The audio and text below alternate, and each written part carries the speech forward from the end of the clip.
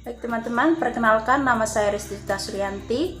Di sini saya akan menjelaskan soal yang berkaitan dengan investasi obligasi yang diamortisasi. Nah, saya akan menjelaskan soal berikut ini.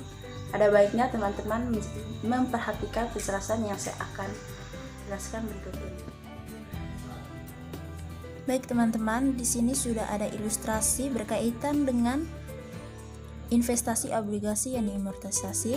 Di sini dikatakan bahwa Robinson Company membeli obligasi Evermaster Corporation senilai $110 dengan tingkat diskonto 8% pada tanggal 1 Januari 2011 dengan membayar $97.278. Obligasi akan jatuh tempo pada tanggal 1 Januari 2016 dan yield sebesar 10%. Bunga dibayarkan setiap 1 Juli dan 1 Januari. Nah, berarti pembayarannya itu dikatakan selama tempo 6 bulan. Nah, diminta buatlah amortisasi jurnal dan pelaporan.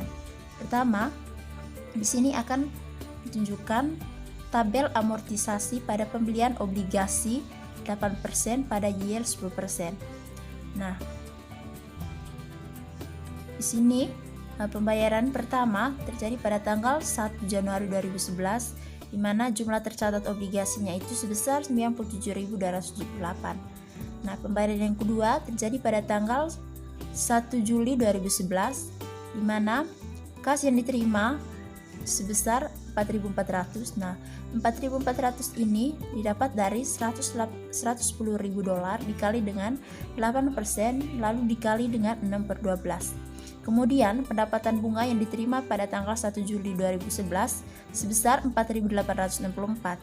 Nah, 4.864 ini didapat dari 97.278 dikali dengan 10% lalu dikali dengan 6/12.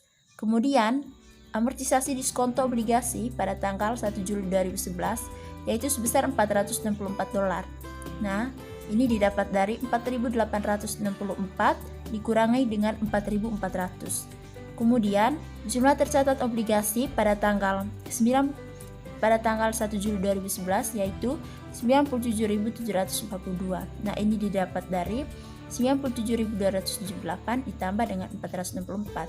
Nah, untuk selanjutnya pun begitu sampai dengan jatuh temponya pada tanggal 1 Januari 2016 di mana kas yang diterima masih sama yaitu 4.400.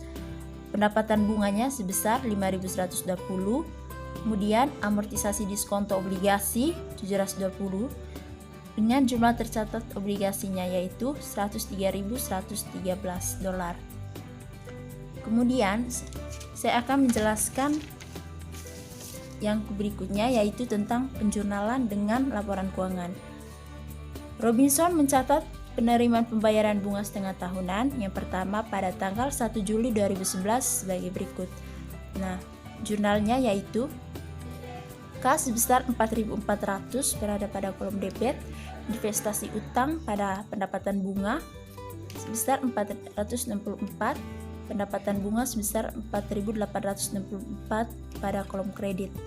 Kemudian, karena Robinson menggunakan dasar tahun kalender, maka bunga yang harus dibayar dan diamortisasi diskonto pada tanggal 31 Desember 2011 adalah jurnalnya yaitu piutang bunga sebesar 4.400 pada kolom debit, kemudian investasi utang sebesar 487 pada kolom debit, pendapatan bunga sebesar 4.887 didapat dari 4.400 ditambah 487. Nah, ini pun sudah tertera pada tabel amortisasi tadi.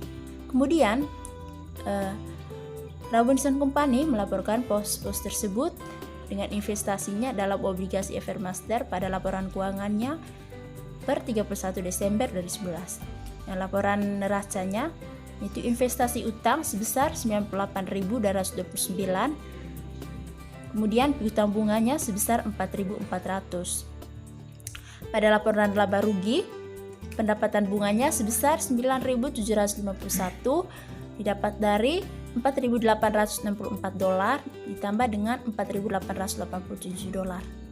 Nah, kemudian baik itu saja penjelasan dari saya. Jika ada kesalahan kata-kata maupun kesalahan penjelasan dari saya minta maaf dan sekian.